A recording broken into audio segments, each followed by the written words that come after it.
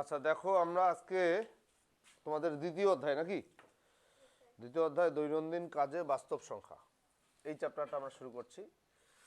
এখানে আমরা কি কি শিখবো দেখো। বর্গ সংখ্যার বর্গমূল এবং ঘন সংখ্যার ঘনমূল প্রথমে আছে, তারপরে পূর্ণ সংখ্যার বর্গমূল ও ঘনমূল, বর্গমূল ও ঘনমূলের গাণিতিক, এটা কি লেখা আছে গাণিতিক, দাঁড়াও আমি কিয়াটা ঠিক করে নিই, কালারটা ঠিক করে নিই। হ্যাঁ, গাণিতিক বৈশিষ্ট্য, বর্গমূল ও ঘনমূলের গাণিতিক বৈশিষ্ট্য, ভগ্নাংশের বর্গমূল, বর্গমূল ও ঘনমূলের সরলীকরণ, সংখ্যা রেখায় বর্গমূল সংখ্যার অবস্থান, ক্যালকুলেটরের মাধ্যমে বর্গমূল ও ঘনমূলের আসন্ন মান, বর্গমূল ও ঘনমূলের ব্যবহার। মানে এই পুরো চ্যাপ্টার বর্গমূল আর ঘনমূলের একেবারে তোমার মানে A to Z আলোচনা করা আছে। এবং বাস্তব সংখ্যা, ঠিক আছে, বাস্তব সংখ্যা, তার মধ্যে এর মধ্যে মূলদ সংখ্যা থাকবে, অমূলদ সংখ্যা থাকবে, মানে সংখ্যা সম্পর্কে একদম ডিটেলস আছে এই চ্যাপ্টারটা, ঠিক আছে। তো দেখো আমি পড়ছি আগে, হ্যাঁ আগে পড়ি কি বলছে দেখি। প্রতিদিন নানা কাজে আমরা বিভিন্ন রকম সংখ্যা ব্যবহার করি। তোমরা শ্রেণীতে বা শিক্ষা প্রতিষ্ঠানে কতজন শিক্ষার্থী আছে, শ্রেণীকক্ষে কতগুলো জানালা আছে, এই ধরনের গণনার সঙ্গে পূর্ণ সংখ্যা সম্পর্কিত থাকে। এগুলো তো পূর্ণ সংখ্যা, তাই না? কয়টা জানালা আছে, 10টা, 20টা, 30টা, স্টুডেন্ট কতগুলো আছে, 100, 200, এরকম পূর্ণ সংখ্যা। আবার উচ্চতা, ওজন ইত্যাদি পরিমাপে অধিকাংশ ক্ষেত্রে ভগ্নাংশ বা দশমিক চলে আসে। ওজন পরিমাপের ক্ষেত্রে যে তোমার ওজন কত, আমার ওজন 40.5 কেজি, হয় না এরকম, ভগ্নাংশ চলে আসে। কখনো কখনো বিশাল সংখ্যা হলে সূচকের মাধ্যমে প্রকাশ করা হয়। অনেক বড় সংখ্যা, যদি পৃথিবী থেকে সূর্যের দূরত্ব কত, তখন ওই সংখ্যা প্রকাশের জন্য সূচক ব্যবহার করতে হয়। তোমরা 7-এ করছো। আচ্ছা, তোমরা ভগ্নাংশ, দশমিক এবং সূচকের সঙ্গে আগেই পরিচিত আছো, মানে ভগ্নাংশ আগেই চিনো, দশমিকও আগেই চিনো, সূচকও অলরেডি ক্লাস 7-এ তোমরা চিনে আসছো। আচ্ছা, যেমন এগুলো হলো ভগ্নাংশ, ঠিক আছে, আবার এই যে এগুলো এগুলো দশমিক ভগ্নাংশ, আবার এইটা হলো সূচক, ঠিক আছে। এই যে 4 to the power 10, এটা হলো কি সূচক। এই ধরনের সংখ্যা মূলদ সংখ্যা। কি সংখ্যা? এছাড়া অসংখ্য অমূলদ সংখ্যা রয়েছে। এই অভিজ্ঞতায় আমরা মূলদ সংখ্যা ছাড়াও অমূলদ সংখ্যার সঙ্গে পরিচিত হব। বাস্তব জীবনে ব্যবহৃত এই সকল সংখ্যাকে আমরা বাস্তব সংখ্যা বা রিয়েল নাম্বার বলি। এই শিখন অভিজ্ঞতায় আমরা বিভিন্ন ধরনের বাস্তব সংখ্যা ও তাদের বৈশিষ্ট্য সম্পর্কে জানব। প্রথমত বলি, বাস্তব সংখ্যা কিন্তু দুই প্রকার। বাস্তব সংখ্যা হইল দুই প্রকার, একটা হইল মূলদ আর একটা হইল অমূলদ। তো এখন আমরা মূলদ অমূলদ দুইটাই এখানে ভালো করে শিখব। এবং আমরা যত সংখ্যা ইতিপূর্বে আলোচনা করেছি বলতে পারো সবই মূলদ সংখ্যা। এখানে আমরা প্রথম অমূলদ সংখ্যা নিয়ে আলোচনা করব, ঠিক আছে। আচ্ছা দেখো, ভাগাভাগির খেলা, তোমাদের বইয়ে বিভিন্ন খেলাধুলার মাধ্যমে বা বিভিন্ন গল্পের মাধ্যমে এগুলি বোঝানোর চেষ্টা করা হয়েছে, ঠিক আছে। তো আমরা দেখি, এভাবে দেখি, তারপরে আমরা আমাদের মতো করে বুঝবো। সংখ্যার ভাগ আমাদের দৈনন্দিন কাজের সঙ্গে ওতপ্রোতভাবে জড়িত। ভাগ ভাগ ঠিক আছে, ভাগ ভাগ করা, যেমন 6টি রুটি 2 জনের মধ্যে ভাগ করে খাওয়া, 100 টাকা 5 জনের মধ্যে ভাগ করে দেওয়া, 2 বিঘা জমি 3 ভাই বোনের মধ্যে ভাগ করা ইত্যাদি। এসব ভাগের ক্ষেত্রে আমরা কখনো সহজেই করতে পারি, আবার কখনো বেশ সমস্যায় পড়তে হয়। একটি অভিজ্ঞতার মাধ্যমে আমরা বিষয়টি বোঝার চেষ্টা করব। মনে করো তোমার বন্ধুরা মিলে টিফিনের সময় দোকান থেকে খাবার কিনে একসঙ্গে খাও এবং সমান ভাগে বিল পরিশোধ করো। বিভিন্ন দিনে বন্ধুদের সংখ্যা এবং খাবারের খরচ নিচে দেওয়া হলো, এই শখটাতে পূরণ করছে। আমরা শখটা একটু দেখি তাহলে। মানে সব বন্ধুরা মিলে একসঙ্গে খাবার কিনে একসঙ্গে খাওয়া এবং বিল পরিশোধ করার সময় সবাই সমানভাবে বিল পরিশোধ করো। আচ্ছা, প্রথম দিন দেখো বন্ধুর সংখ্যা ছিল 2 জন বন্ধু, 20 টাকা খরচ হয়েছে। 20 টাকা খরচ হয়েছে, তাহলে প্রতিজনের খরচ কত হবে? 20-কে 2 দিয়ে ভাগ করো, 20-কে 2 দিয়ে ভাগ করো, 20/2। প্রতিজনের খরচের টাকা কত হইল? 10 টাকা। 10 টাকা, 10.00, মানে 10 টাকা। খালি 10 টাকা লিখলেও হবে, বা 10.00। এটা বুঝছো তো? 2 জন বন্ধু মিলে 20 টাকা খরচ করছো, এই 20 টাকাকে সমান 2 ভাগে ভাগ করে দিলে 10 টাকা। ক্লিয়ার? আচ্ছা, দ্বিতীয় দিন 4 জন বন্ধু ছিল, এখন 42 টাকা খরচ করছো, তাহলে কত হবে? 42-কে 4 দিয়ে ভাগ করি, 10.50 টাকা। কি বুঝতে পারছো? তৃতীয় দিন হলো 4 জন বন্ধু 41 টাকা খরচ করছো, 41 টাকা খরচ করছো, 4 দিয়ে ভাগ করো, 10.25 10.25 আমরা ক্যালকুলেটর ব্যবহার করতে পারি, কোনো সমস্যা নেই। 54 টাকা খরচ করছো 5 জন বন্ধু মিলে, হ্যাঁ তাহলে কত হবে? 10.8 করে দেওয়া আছে। এইটা দেখো, এইটার কাহিনীটা দেখো, 3 জন মিলে 32 টাকা। এইটা কিন্তু তোমার ভাগফলটা মিলবে না, এটা ভাগটা চলতেই থাকবে, দেখবা আমি দেখাবো। এই যে 32কে 3 দিয়ে ভাগ করে, না তার দেখো না একটু, 32কে 3 দিয়ে ভাগ করে দেখি। ও এটা আবার কি হয়ে গেল যে 32কে 3 দিয়ে এখানে আমি ভাগ করে দেখি, তোমাকে ভাগটা করে দেখাই। 3 3 2 0 3 0 0, ঠিক আছে। তারপরে হলো না না না না, এখানে কি হলো, সরি সরি সরি সরি, এটা ভুল হয়েছে, দাঁড়াও না না না, এই যে 0 এখানে 0 2, তারপরে এই যে দশমিক দিয়ে একটা 0, 3 6 18 2, আবার একটা 0, আবার 3 6 18 2, দেখো একটা 0, আবার 3 সরি আবার 3 6 18। তার মানে কি হচ্ছে জিনিসটা একটু চিন্তা করে, এটা চলতে আছে, তার মানে এই ভাগফলটা শেষ হবে না, এই ভাগফলটা শেষ হবে না। তাহলে এখানে দেখো dot dot dot dot dot চলতেই আছে, ঠিক আছে, চলতেই আছে।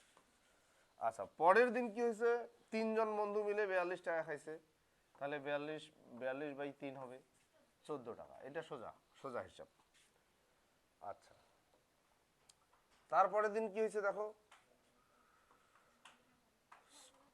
55 টাকা খাইছে 6 জনে, তাহলে কত হলো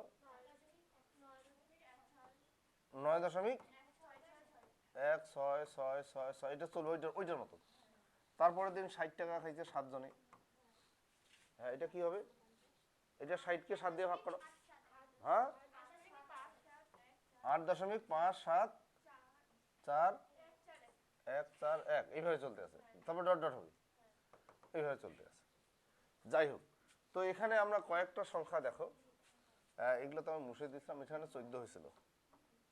এই যে কয়েকটা সংখ্যা একটু খেয়াল করো, এই কয়েকটা সংখ্যা একটু খেয়াল করো, এগুলো কিন্তু ভাগগুলো আমাদের মিলে নেই, ভাগগুলো কি মিলছে?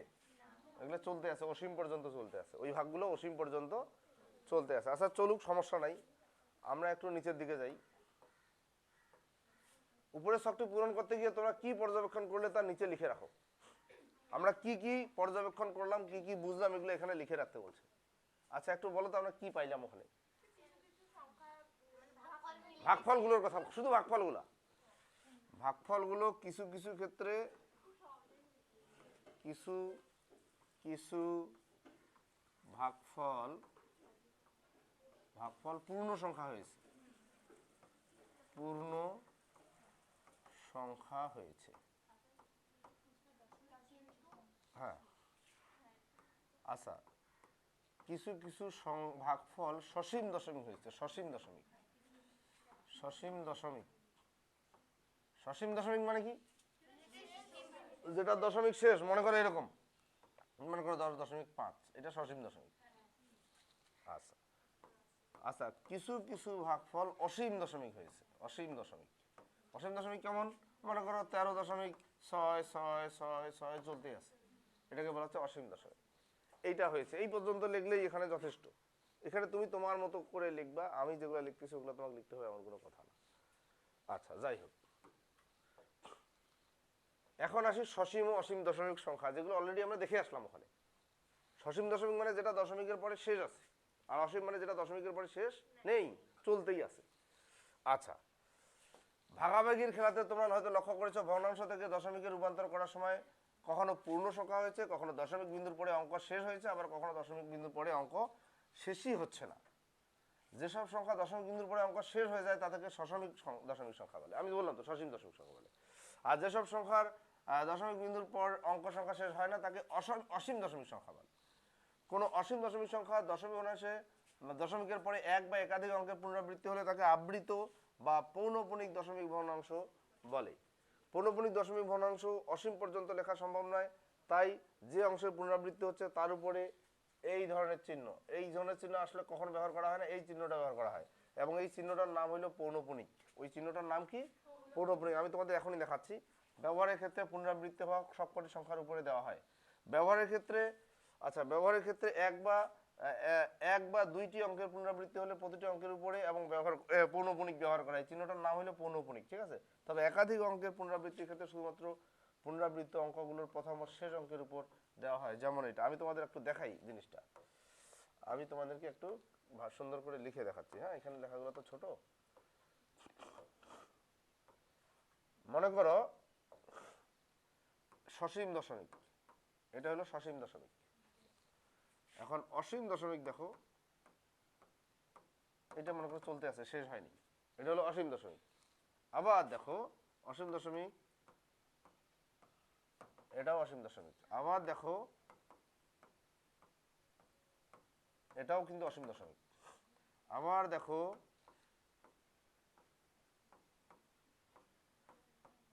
এটাও অসীম দশমিক। এগুলো সব অসীম দশমিক, যেগুলোতে আমি ডট ডট চিহ্ন দিয়েছি এগুলো সব অসীম দশমিক। তবে এই অসীম দশমিকগুলোর মধ্যে আবার পার্থক্য আছে। দেখো পার্থক্য বলতে এগুলোতে একই সংখ্যা 5 5 5 5 5 চলতেছে, পুনরাবৃত্তি, এটাকে বলে পুনরাবৃত্তি। একই সংখ্যার বারবার যদি আসে ওইটাকে বলা হয় পুনরাবৃত্তি। দেখো এখানে 5 3 5 3 5 3, এখানে দেখো 1 3 0 1 3 0 1 3 0 আছে না?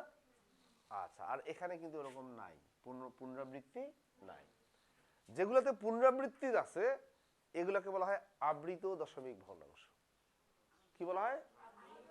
আবৃত দশমিক ভগ্নাংশ। আর যেগুলোতে পুনরাবৃত্ত নাই ওগুলোকে বলে অনাবৃত দশমিক ভগ্নাংশ। এটা হলো অনাবৃত, অনাবৃত, আর এটা হলো আবৃত, আবৃত। এখন এই আবৃত দশমিক ভগ্নাংশকে প্রকাশের একটা সুন্দর সিস্টেম আছে।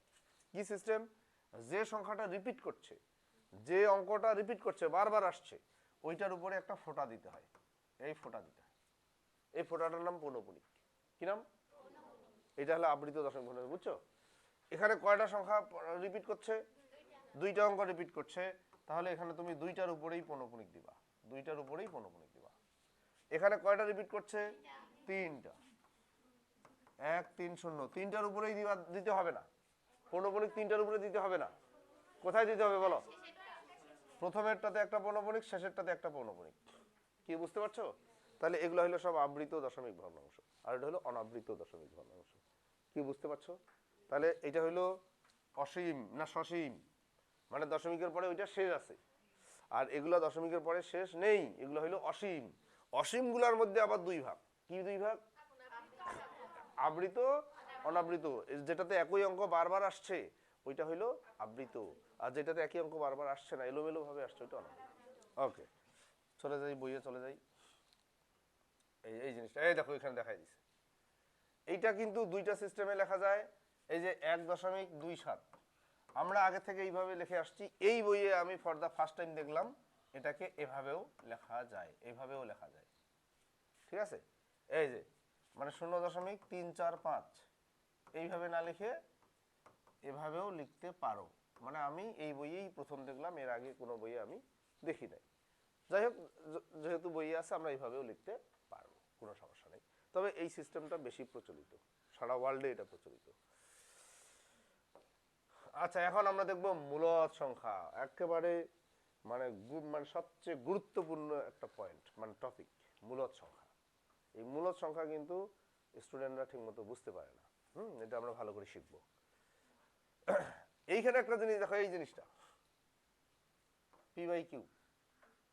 তোমরা হয়তো লক্ষ্য করেছো ভগ্নাংশকে পি বাই কিউ আকারে প্রকাশ করা যায়। মানে কি? মনে করো এটা একটা ভগ্নাংশ, এটা একটা ভগ্নাংশ, এই উপরেরটা হলো পি আর নিচেরটা হলো কিউ। মানে ভগ্নাংশের একটা হর থাকে, একটা লব থাকে। এই ওই ওই জিনিসটাকেই বলছে এটা পি বাই কিউ, মানে অনুপাত। ভগ্নাংশকে আবার অনুপাতও বলা হয়, ভাগফল বা অনুপাত। এটাকে ভাগফল বলা হয়, আবার এটাকে অনুপাতও বলা হয়, পূর্ণ সংখ্যার অনুপাত। লক্ষ্য করো, এটাও কিন্তু একটা পূর্ণ সংখ্যা, এটাও কিন্তু একটা পূর্ণ সংখ্যা। দেখো 3/5, এটাও কিন্তু পূর্ণ সংখ্যা, এটাও পূর্ণ সংখ্যা। তাহলে এই পুরো জিনিসটা কি? এটা হলো দুইটা পূর্ণ সংখ্যার ভাগফল, দুইটা পূর্ণ সংখ্যার ভাগফল বা দুইটা পূর্ণ সংখ্যার অনুপাত। ভাগফলও বলা যায়, অনুপাতও বলা যায়। আচ্ছা, যে সকল সংখ্যাকে ভগ্নাংশ আকারে প্রকাশ করা যায় শুধু তাদেরকে আমরা মূলদ সংখ্যা বলি। ভগ্নাংশের লব ও হর থাকে, এখানে পি লব কিউ হর, এই যে পি লব কিউ হর। হরে শূন্য হতে পারবে না, এখানে নিচে কখনো শূন্য হতে পারবে না, কারণ যদি শূন্য হয় তাহলে শূন্য দিয়ে ভাগ করাতে হয়, আর সেক্ষেত্রে আমরা সংখ্যা রেখায় ভাগের ধারণা ব্যবহার করে দেখতে পাবো যে সেই অনুপাতের মান অসংজ্ঞায়িত হয়ে যায়, মনে করো এটার মান কত বলো তো, এটার কোনো মান নেই, তোমরা তো 6 এ পড়ো, হ্যাঁ অসংজ্ঞায়িত আর কি, মানে ওটার কোনো অ্যান্সার নাই, উত্তর নেই, বুঝতে পারছো? তোমরা তো ক্লাস 6 এ এই নতুন কারিকুলাম পাওনি, ক্লাস 6 এ কিন্তু এটার সুন্দর ব্যাখ্যা দেওয়া আছে যে কোনো সংখ্যাকে শূন্য দিয়ে ভাগ করলে ওটা অসংজ্ঞায়িত, আবার শূন্যকে শূন্য দিয়ে যদি ভাগ করো তাহলে অনির্ণেয়, ঠিক আছে? তাহলে বলছে যে মূলদ সংখ্যা কাকে বলে, যে সকল সংখ্যাকে ভগ্নাংশ আকারে প্রকাশ করা যায়, মনে করো 5/8, এটাকে মূলদ সংখ্যা বলে, এই ধরনের সংখ্যাকে বলা হয় মূলদ সংখ্যা। তবে এখানে শূন্য হওয়া চলবে না, এখানে শূন্য হওয়া চলবে না, এই হইল মূলদ সংখ্যার সংজ্ঞা। খালি সংজ্ঞা দেখলে হবে না, আরো অনেক বৈশিষ্ট্য আছে যেগুলো না পড়লে তুমি মূলদ সংখ্যা চিনতে পারবে না, ঠিক আছে? আমরা যাই একটু দেখো। সুতরাং বলছে যে সকল সংখ্যাকে p/q আকারে প্রকাশ করা যায়, এখানে p ও q পূর্ণ সংখ্যা, এটাও পূর্ণ সংখ্যা হইতে হবে, উপরে নিচেরটাও পূর্ণ সংখ্যা হইতে হবে, নিচেরটা 0 হওয়া চলবে না, বলছে q নট ইকুয়াল টু 0, বুঝতে পারছো?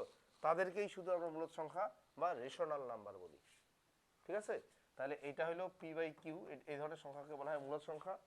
তবে এটাও কি হইতে হবে, পূর্ণ সংখ্যা হইতে হবে, এটাও পূর্ণ সংখ্যা হইতে হবে, এবং এইটা নট ইকুয়াল টু 0 হইতে হবে, মানে এটা 0 হওয়া চলবে না, কি বুঝতে পারছো? পূর্ণ সংখ্যা মূলদ সংখ্যার সংজ্ঞাটা, এই সংজ্ঞাটা পড়ে নিবে, এটা পড়ে নিবে। এখন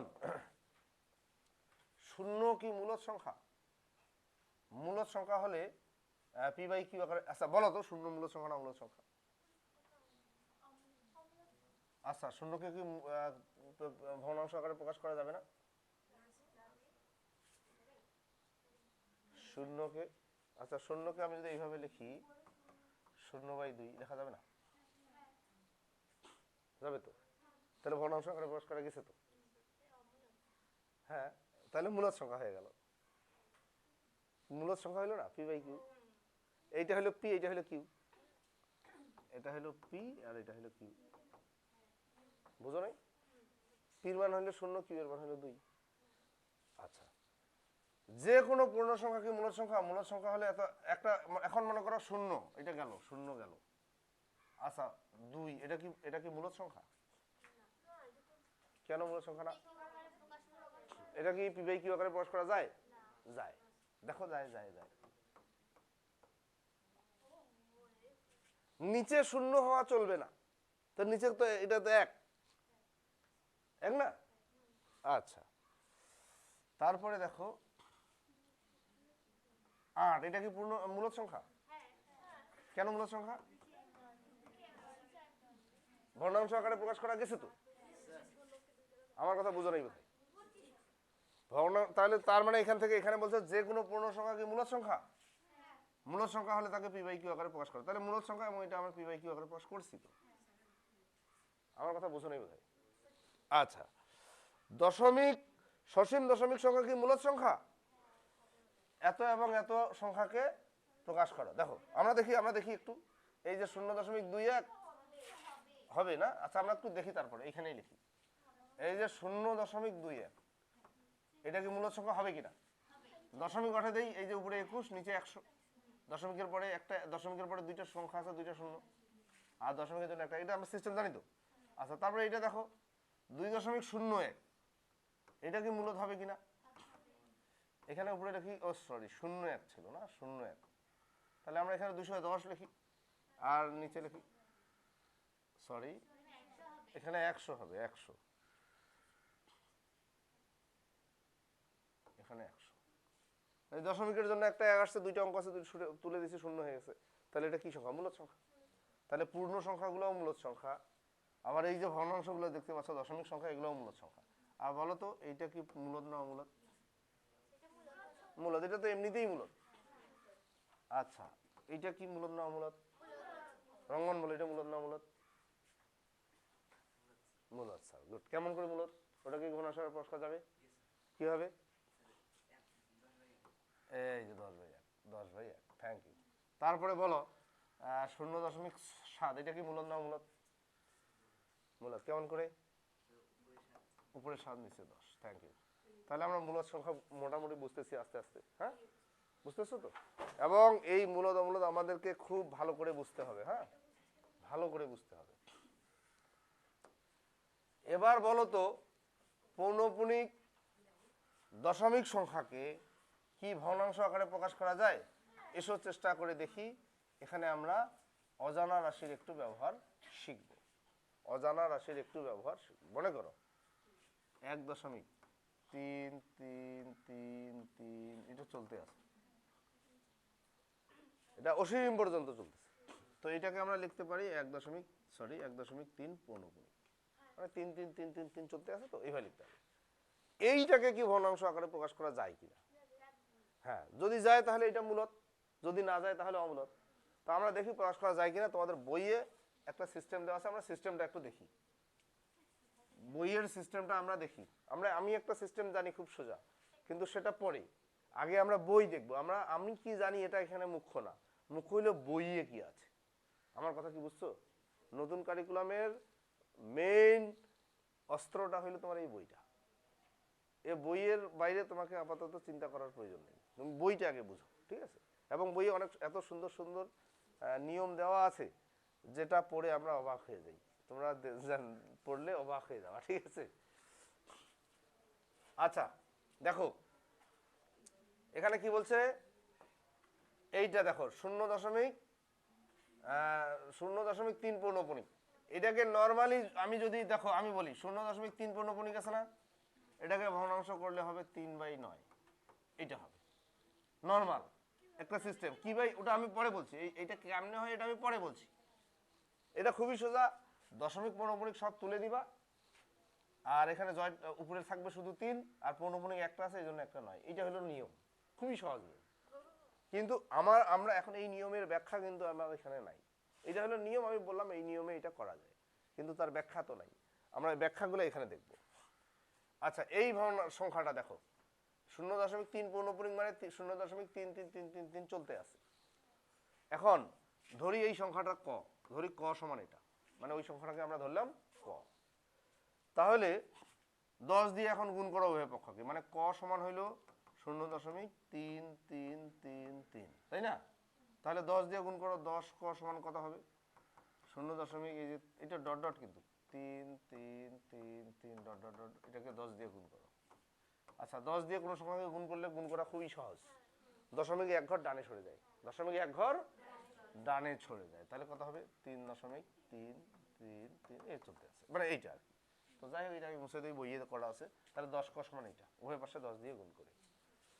আচ্ছা এখন 10 ক থেকে ক বিয়োগ করি, মানে এইটা থেকে এইটা বিয়োগ করি, তাহলে 10 ক থেকে ক বিয়োগ করলে কত হয়? 9 ক হয়। কই 10 ক থেকে ক বিয়োগ করি, বিয়োগটা কই করলো তা? ও এইখানে দেখো, হ্যাঁ হ্যাঁ হ্যাঁ, এই যে বিয়োগ করে দিচ্ছে, দেখো এই যে উপরে নিচে। 10 ক এর মান হলো এইটা, আর ক এর মান হলো এইটা, তাই না? তাহলে বিয়োগ 10 ক বিয়োগ ক, 9 ক, এটা থেকে এটা বিয়োগ করলে কত হয়? এটা থেকে এটা বিয়োগ করলে হয় 3 হয়। 3 হয় না? বুঝো নি? হ্যাঁ আচ্ছা, তাহলে 9 ক সমান কত হইল? 3। তাহলে ক সমান কত? এটা, এই যে 3/9, 1/3। এইটা হচ্ছে অরিজিনাল নিয়ম। আমি যেটা বলেছি ওইটা মুখস্থ নিয়ম। আমি যেটা বলেছি, আমি কি বলেছি যে 0.3 পৌনঃপুনিক আছে, দশমিক পৌনঃপুনিক সব উঠে যাবে, তাহলে উপরে হবে 3, একটা পৌনঃপুনিক ছিল এই জন্য নিচে আসবে 9, এটা কাটাকাটি করলে 1/3। এটা হলো মুখস্থ নিয়ম। আর তোমাদের বইয়ে যে নিয়মটা আছে এটা হলো অরিজিনাল নিয়ম। এই নিয়মটা আমি আরেকবার তোমাদেরকে একটু বুঝাই দিতে যাচ্ছি। দেখো তোমাদেরকে আমি আরেকবার বুঝাই দিই, তারপরে ভালো হবে।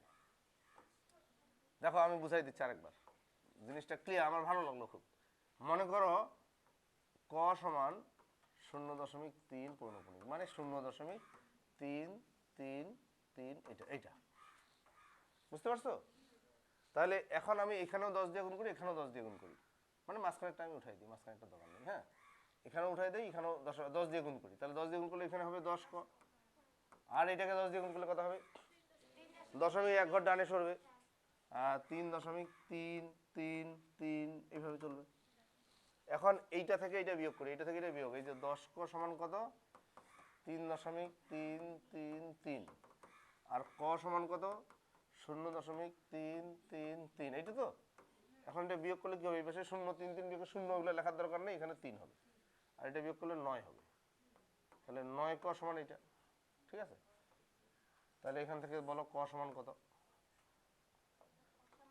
ক সমান উপরে 3 নিচে 9 কাটাকাটি করলে 1/3, তার মানে ওই মানটা বের হয়ে গেল। তার মানে আমার cos মান কত ছিল? cos মান ছিল এইটা ছিল, এইটার মান হলো এইটা। কি ক্লিয়ার? তাহলে এইভাবে আমরা একটা আবৃত দশমিক ভগ্নাংশকে সাধারণ ভগ্নাংশে প্রকাশ করতে পারি। তাহলে বলো তো এই সংখ্যাটা মূলদ সংখ্যা না মূলদ সংখ্যা? মূলদ, কারণ এটাকে আমরা ভগ্নাংশ আকারে প্রকাশ করতে পারলাম, p/q আকারে প্রকাশ করতে পারলাম। তাহলে বলো 0.5 পৌনঃপুনিক এটা মূলদ না অমূলদ? 1.2.3 পৌনঃপুনিক মূলদ না অমূলদ? মূলদ। তাহলে মূলদ সংখ্যাগুলো এই পর্যন্ত যেগুলো সংখ্যা আমরা চিনলাম আমি একটু রিপিট করি। মনে করো 5, এটা মূলদ না অমূলদ? মূলদ। 5.7 মূলদ না অমূলদ? 5.2 মূলদ না অমূলদ? মূলদ। আর 5.2 পৌনঃপুনিক এটা, এগুলো সব মূলদ সংখ্যার মধ্যেই আছে। পূর্ণ সংখ্যাগুলোও মূলদ সংখ্যা, ভগ্নাংশগুলোও মূলদ সংখ্যা, দশমিক ভগ্নাংশও মূলদ সংখ্যা, আবার আবৃত দশমিক ভগ্নাংশ এগুলোও মূলদ সংখ্যা। মূলদ সংখ্যার মধ্যে দেখো কতগুলো ভাগ, ঠিক আছে? ওকে,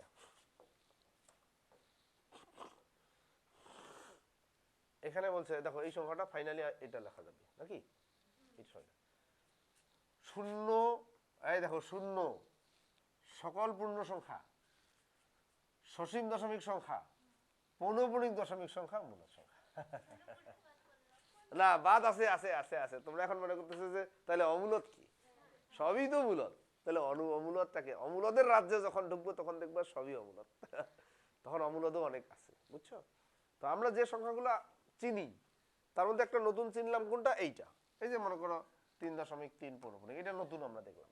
কিন্তু বাকিগুলো দেখো 0 আমরা আগে থেকে জানি, পূর্ণ সংখ্যা আগে থেকে জানি, সসীম দশমিক সংখ্যা আগে থেকেই জানি, খালি পৌনঃপুনিকটা নতুন শিখলাম। এগুলো সব হইল মূলদ সংখ্যা। এখানে আরেকটা জিনিস বলে নাই, সকল ভগ্নাংশও বলেনি। ভগ্নাংশটা বলতে পারতো। ভগ্নাংশ মানে এই যে এটা মূলদ সংখ্যা না? এখানে 4টা বলছে, 0 সকল পূর্ণ সংখ্যা, সসীম দশমিক সংখ্যা আর পৌনঃপুনিক সংখ্যা, 4টা বলছে। কিন্তু এই সাধারণ ভগ্নাংশ যদি বলতো তাও ভালো হইতো। যাই হোক, তাহলে মূলদ সংখ্যা আমরা চিনলাম। এখানে কি বলছে? এখানে একটি বিষয় লক্ষ্য রাখতে হবে, যেহেতু পূর্ণ সংখ্যা ধনাত্মক এবং ঋণাত্মক হতে পারে, সুতরাং মূলদ সংখ্যাও ধনাত্মক এবং ঋণাত্মক হতে পারে। মনে করো 3, এটা পূর্ণ সংখ্যা, এটাও তো পূর্ণ সংখ্যা, তাহলে এটাও মূলদ, এটাও মূলদ। তাহলে মূলদ সংখ্যা ধনাত্মকও হইতে পারে, ঋণাত্মকও হইতে পারে। এখন আমাদের কিছু কাজ আছে, কাজগুলো একটু করার চেষ্টা করি। নিচের দশমিক ভগ্নাংশগুলোকে সাধারণ ভগ্নাংশে প্রকাশ করো। এইগুলা আমাদেরকে করতে বলছে, এগুলো এখন কিভাবে করবো?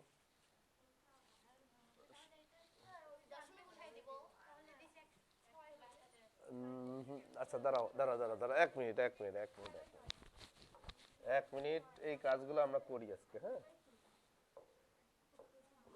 বোর্ডটা ক্লিয়ার করে নিই, দাঁড়াও। এগুলো তোমরা আমার সাথে তুলে নিলে ভালো হয়।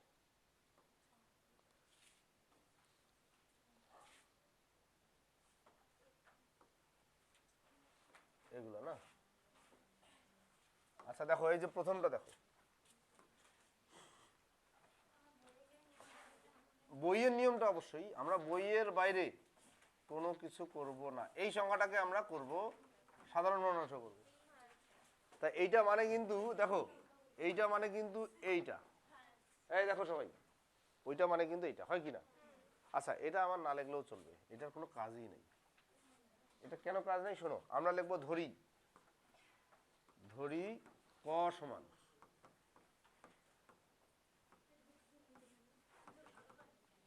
অতএব একটু বলো, আমাকে হেল্প করো, 10 ক সমান কত হবে? 10 দিয়ে গুণ করলে কত?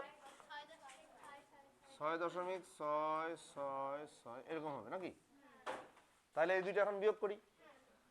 অতএব আচ্ছা 10 ক থেকে ক বিয়োগ করি, 10 ক থেকে ক বিয়োগ করি, বিয়োগ করি 10 ক থেকে ক বিয়োগ করি, ঠিক আছে? আচ্ছা, বিয়োগ করলে কি হবে? না এই আচ্ছা আমরা একবারে বিয়োগটা করে দেখাই, মানে নিচে নিচে না লিখি। তাহলে এটা বিয়োগ করলে, হ্যাঁ হ্যাঁ হ্যাঁ, এটা বিয়োগটা করলে কি হয় দেখো, খুবই সোজা। এটা থেকে এটা বিয়োগ, তাহলে 9 ক, 9 ক, এই যে 10 ক থেকে, আর এখানে বিয়োগ করলে কত হবে? 6। তাহলে ক সমান কত? 6/9 কাটাকাটি করো, 2/3 তুলে নাও, খুব দ্রুত তুলে নাও, দ্রুত তুলে নাও।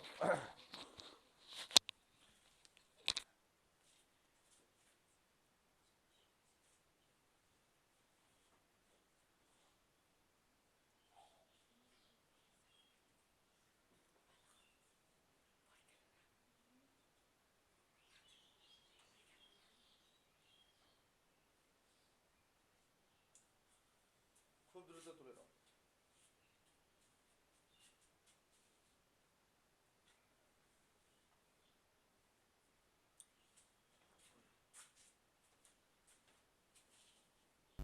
আচ্ছা, এর পরেরটা একটু দেখো, পরেরটা এই যে পরেরটা কত ছিল, 0.477, দেখো কথা কম, তাহলে আমরা লিখবো ধরি ক সমান 0.477, এটা না? তাহলে আমরা 10 দিয়ে গুণ করলে 10 ক সমান কত হবে?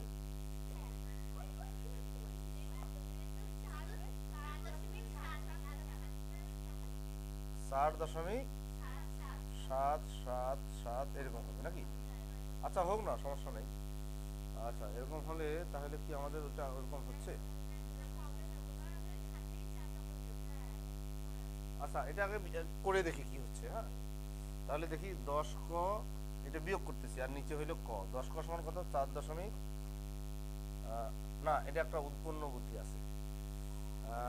এটা শোনো, 10 দিয়ে গুণ করলাম তো, এখন আবার 100 দিয়ে গুণ করি, এখন আবার 100 দিয়ে গুণ করি, বুঝতে পারছো? মানে পিছনে যেন সেম সংখ্যা থাকে, পিছনে যেন সেম থাকে। এটার পরে দশমিকের পরে 4 আছে, এটা দশমিকের পরে 7 আছে, তাহলে হবে না। তাহলে এটাকে এখন আমরা 100 দিয়ে গুণ করি, ঠিক আছে? একবার 10 দিয়ে গুণ করছি, এখন আবার 100 দিয়ে, তাহলে 100 দিয়ে গুণ করলে 100 ক, 100 ক, আর এটাকে 100 দিয়ে গুণ করলে কি হবে? দশমিক 2 ঘর আগাবে, দশমিক কয় ঘর আগাবে? 47.777, এটা চলতে থাকবে, বুঝতেছো জিনিসটা? এখন আমরা এই দুইটা বিয়োগ করবো, এই দুইটা 110, হ্যাঁ এই দুইটা কেন বিয়োগ করবো? এই যে মিলে যাচ্ছে, এগুলো আউট হয়ে যাচ্ছে, 7 গুলা দশমিকের পরের গুলো আউট হয়ে যাচ্ছে। আমি দেখাই দিচ্ছি, দেখো দেখো দেখো জিনিসটা ক্লিয়ারলি বুঝতে পারবে। এখন আমরা কি করব? 100 ক থেকে 10 ক বিয়োগ করি, আচ্ছা দেখো, তাহলে আমি জিনিসটা ক্লিয়ারলি তোমাদেরকে বুঝিয়ে দিচ্ছি। 100 ক আর 100 ক সমান কত?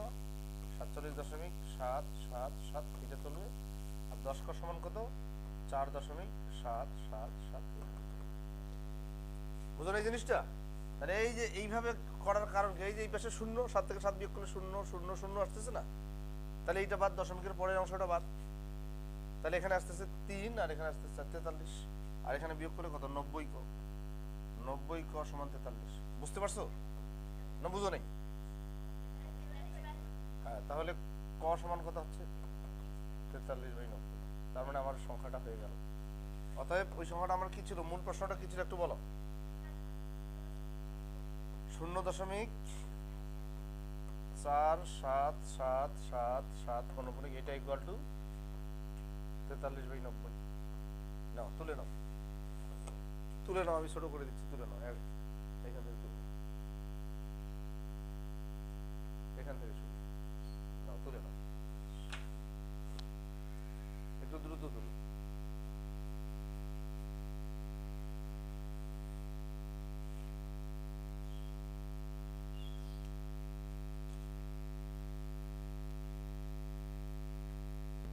তাহলে দেখো এখানে যে আমরা 100 দিয়ে গুণ করলাম, আমরা কখন বুঝবো যে 100 দিয়ে গুণ করতে, তাই তো?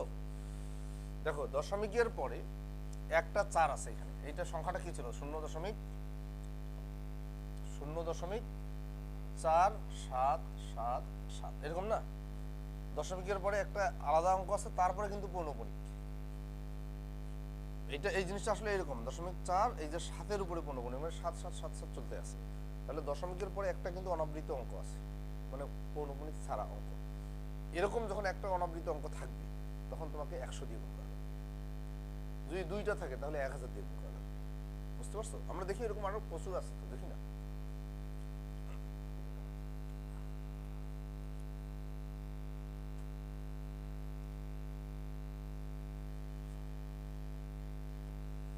আচ্ছা, এর পরেরটা দেখো, পরেরটা কি আছে, 1.99999 এরকম, 99999 না, হয় হয় হয় হয়। আচ্ছা ওকে, কয় গোল্ড এইটা। আচ্ছা, এখন আমরা কি করব, 10 দিয়ে গুণ করব। দশমিকের পরে কিন্তু আর ওই খালি 999ই আছে, জাস্ট আমাদের 10 দিয়ে গুণ করলেই হবে। 10 দিয়ে গুণ করলে 10 ক, এই দেখো 10 ক সমান কত হবে, কত হবে একটু বলো, তোমরা বলো। দশমিক এক ঘর ডানে চলে যাবে, 19.999। এখন এটা আমরা বিয়োগ করি, বিয়োগ করি 10 ক থেকে, 10 ক থেকে ক বিয়োগ করি, ক বিয়োগ করি। আচ্ছা বিয়োগ করি, আচ্ছা আসুক কত আসে, আসুক কত আসবে সেটা আমাদের জানার বিষয় না, আমরা আগে দেখব, আমাদের প্রসেসটা আমরা ফলো করব। এই যে 10 ক সমান কত, 19.999, আর ক সমান কত, 1.999। তাহলে এখানে কত হচ্ছে, 9 ক, 9 ক না, 9 ক দশমিক কত, 9 ক সমান কত, 18। ভুল হইল নাকি, 18। কোথায় ভুল হয়েছে মনে হচ্ছে, দেখো তো, না কোথাও মিসিং লাগতেছে, একটু চিন্তা করো কোথায় মিসিং লাগতেছে। আমরা ক সমান তো এটা লিখলাম, তাহলে 10 ক হলে এক ঘর আগাবে, দশমিক এক ঘর আগাবে, তাহলে 19 হয়ে গেল, অসুবিধা নেই। এখন এটা বিয়োগ করলে কি 18 হচ্ছে এখানে, হ্যাঁ 2 আসে, দেখি অ্যান্সার 2 আসতেই পারে, সমস্যা কি, অ্যান্সার যে 2 আসবে তাতে তোমার কি সমস্যা। তাহলে ক সমান কত হচ্ছে, 2, নাও তুলে নাও, হ্যাঁ 2 তো এটা অ্যান্সার, নাও তুলে নাও, তুলে নাও, তুলে নাও।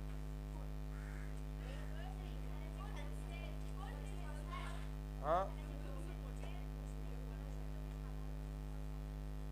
এইটাই তো সাধারণ মানুষ, এইটা সাধারণ, ও মানে তুমি বলছো যে এটা তো পূর্ণ সংখ্যা হয়ে গেল, এটার নিচে মনে মনে এক ধরে, এটার নিচে এক,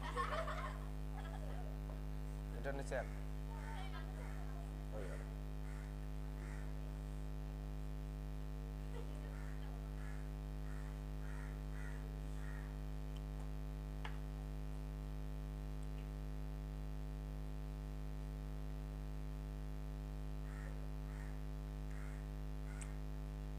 নাও খুব দ্রুত তুলে নাও।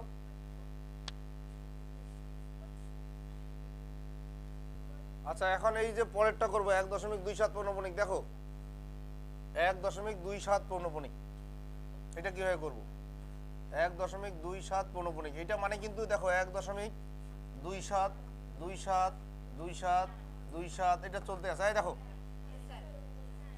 কথা কম, এখানে বোর্ডে দেখো, এটা কি বুঝছো, 1.272727 বিষয়টা কি ক্লিয়ার। আচ্ছা ধরি ক সমান 1.272727, আমরা অতগুলো লিখবো না, হ্যাঁ কত। এখন আমরা একটা কি করবো জানো, দাঁড়াও, আমরা এবার গুণ করবো 100 দিয়ে, তার 10 দিয়ে গুণ করলে কিন্তু এইখানে চলে যাচ্ছে, তাহলে 10 দিয়ে গুণ করলে কেমন হয় দেখো একটু, 1 2 7 2 7 2 7 2, একটু চিন্তা করো, এখানে আছে 272727, আর এখানে হলো 727272, দুইটা আমি বলছি দশমিকের পরে দুইটাই যেন সেম থাকে, তো এই সেম হয়েছে। আর যদি আমরা 100 দিয়ে গুণ করি তাহলে কিন্তু সেম হবে, তাহলে আমরা কি করব, 100 দিয়ে গুণ করব, অতএব 100 ক সমান, এটা কি দশমিক কয় ঘর আগাবে, 2 ঘর, 127.27 এইভাবে আগাবে, বুঝতে পারছো। এখন আমরা কি করব, বিয়োগ করব, 100 ক থেকে ক বিয়োগ করি, 100 ক থেকে ক বিয়োগ করি, ক বিয়োগ করি, তাহলে এখানে কত আছে, 100 ক সমান কত, 127.27 এটা চলতে আছে, আর ক সমান কত, 1.2727, এই জিনিসটা বুঝতেছো। আমার মেইন টার্গেট কি, মেইন টার্গেট হলো দশমিকের পরের সংখ্যাগুলোকে আউট করে দেওয়া। এই যে এগুলো সব বাদ যাচ্ছে না, 0 7 থেকে 7 বাদ দিলে কি 0, এগুলো 0 কি লেখার দরকার আছে পিছনে, এই যে 0 0 0 এগুলো কি লেখার দরকার আছে? এগুলো লেখার কোনো দরকার নেই, ঠিক আছে? তাহলে এটা আমার কথা হচ্ছে বিয়োগ করলে 126 126, আর এখানে কত 99 ক, 99 ক সমান 126, বুঝতে পারছো? তাহলে এখান থেকে বলো তো ক সমান কত হবে? ক সমান 126/99, সরি 126/99, কাটাকাটি যায় মানে 9 দিয়ে যায় কাটাকাটি, হ্যাঁ হ্যাঁ হ্যাঁ হ্যাঁ 9 দিয়ে যায়, 9 দিয়ে এটাকে কাটলে 14 হয়, 11 14/11, হ্যাঁ হ্যাঁ ঠিক আছে ঠিক আছে 14/11, 14/11, নাও তুলে নাও তুলে নাও। আচ্ছা তাহলে একটু ছোট করে দিই, তাহলে সবার তুলতে সুবিধা হবে।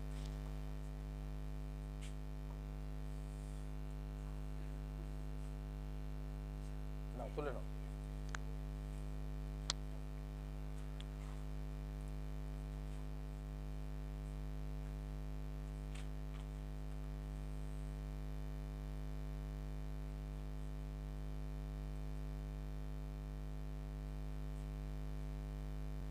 আচ্ছা এখন আমরা তার পরেরটা করব, দেখো আমরা কি বুঝতেছি সবাই এগুলা?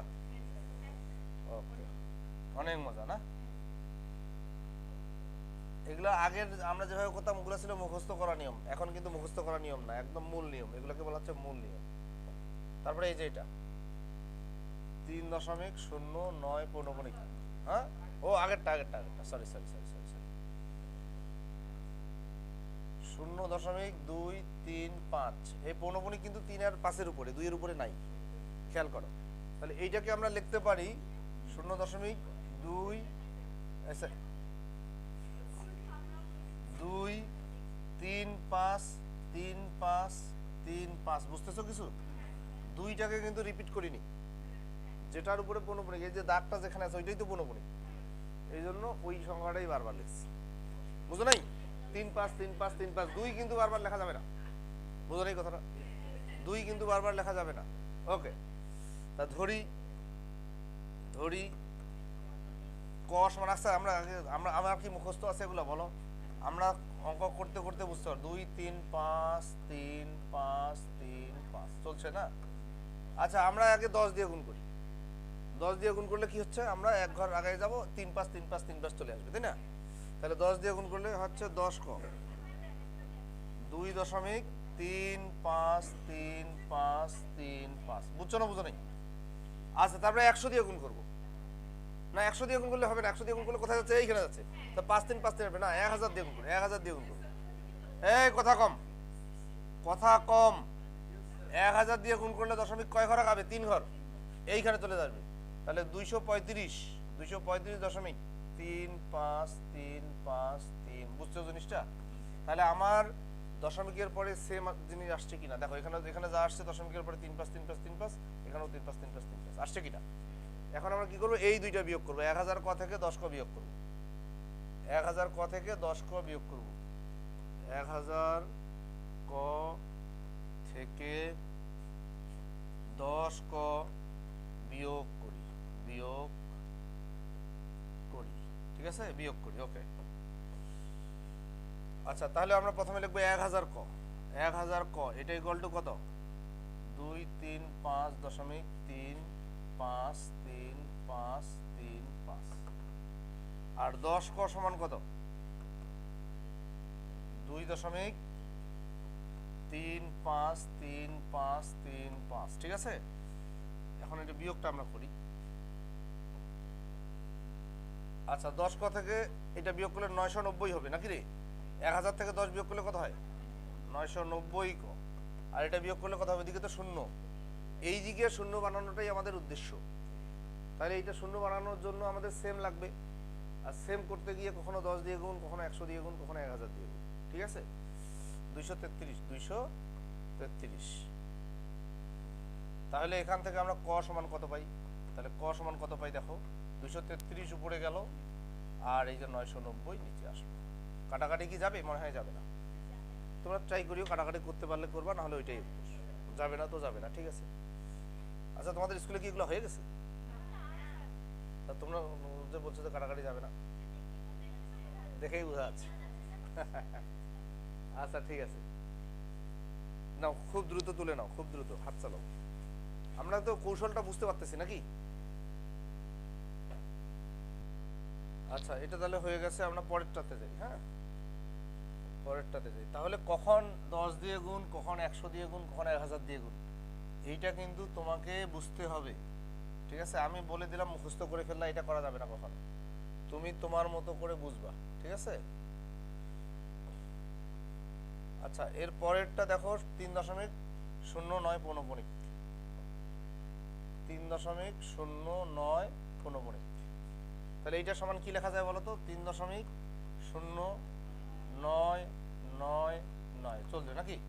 তাহলে আমরা লিখবো ধরি ক সমান 3.0999, এটা না?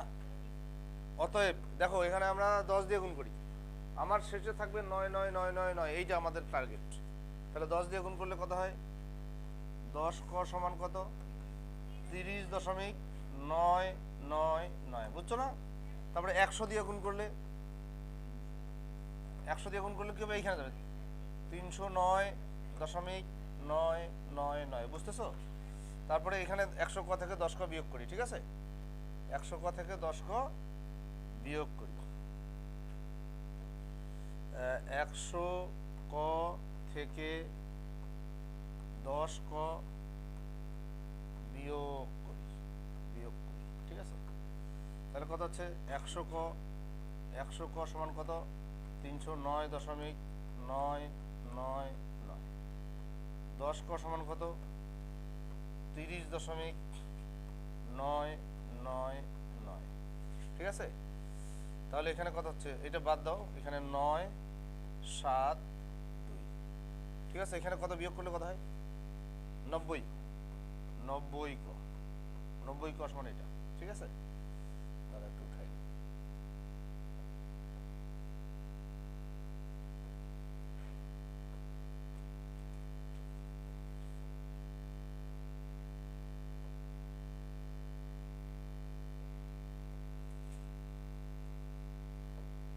দেখো এটা 90 ক সমান এটা বুঝছো? বিয়োগটা বুঝছো? 972। হ্যাঁ, ঠিক আছে। তাহলে এখান থেকে বলো তো ক সমান কত? ডিভাইডেড 90। ঠিক আছে, কাটাকাটি যায় 9 দিয়ে, 9 দিয়ে এটাকে কাটলে 31, 9 দিয়ে এটাকে কাটলে 10। থ্যাংক ইউ কাটাকাটিটাতে হেল্প করার জন্য। ঠিক আছে, নাও তুলে নাও।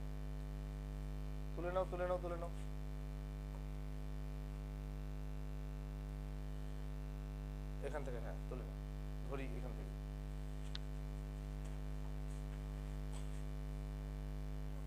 আচ্ছা, এইটা দেখো, এইটা কিন্তু একটু বড় মনে হচ্ছে। হ্যাঁ, এইটা কিন্তু একটু বড় মনে হচ্ছে। এটা আমরা কিভাবে করব দেখো, এটা আমরা কিভাবে করব? এটাকে কিভাবে লেখা যায় বলো তো? 0.1234 1234 dot dot dot dot dot চলবে। 1234 1234 এইভাবে চলবে। তাহলে আমরা লিখবো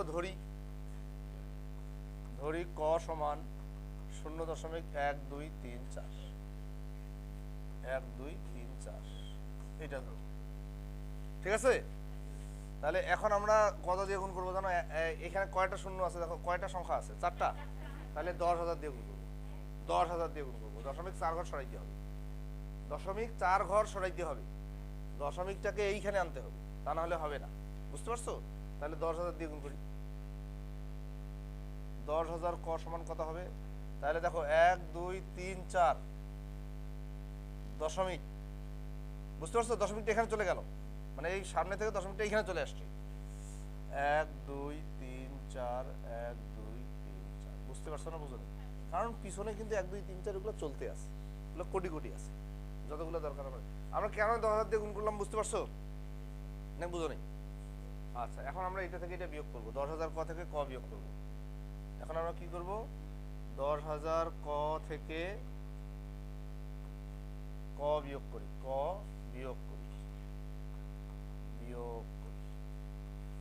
ঠিক আছে, 10,000 ক থেকে ক বিয়োগ করি।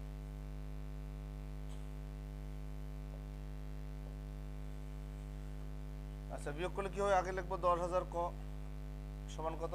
1 2 3 4 দশমিক 1 2 3 4 1 2 3 4 ডট ডট ডট। আর ক সমান কত? 0.1234 1234 এটা এখন বিয়োগ কর। এটা বিয়োগ করলে কত হয়? ও 10,000, এখানে 10,000 একটা শূন্য কম আছে, 9,999 কম। আর এটা বিয়োগ করলে কত হবে? এগুলো তো সব বাতিল, এগুলো সব বাতিল। 1 2 3 4, বুঝতে পারছো? আচ্ছা, অতএব ক সমান 1 2 3 4 উপরে যাবে 9 9 9 9, কাটাকাটি যায় না, 4 3 7 7, হ্যাঁ যায় না, যায় না। তাহলে আমরা একদিকে বুঝতে পারলাম। নাও এটা তুলে নাও, তুলে নাও, তুলে নাও, এটা তুলে নাও, দ্রুত তুলে নাও।